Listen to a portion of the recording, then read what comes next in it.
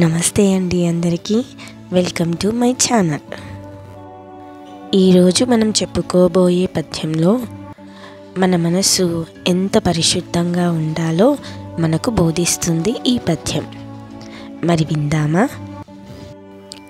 కలుషమానసులకు గాన్పింపగారాదు,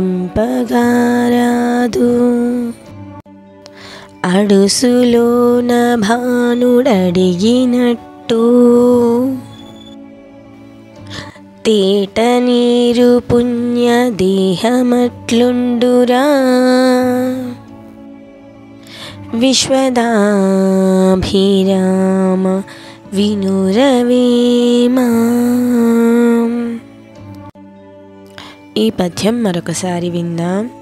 కలుషమానసులకు గాన్పింపగారాదు,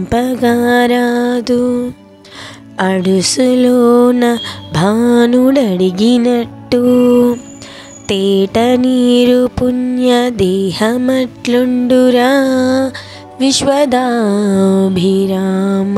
వినురవేమా. ఈ పద్యం యొక్క భావం: బురదలో సూర్యుని ప్రతిబింబం ఏ విధంగా కనపడదో అలాగే పాపచిత్తులకు జ్ఞానం కనిపించదు.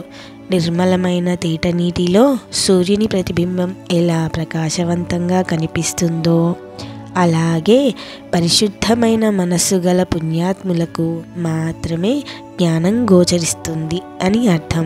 మీకు ఈ పద్యం నచ్చిందా? నచ్చితే ప్లీజ్ సబ్స్క్రైబ్ మై ఛానల్. అలాగే లైక్ చేసి కామెంట్ చేయండి.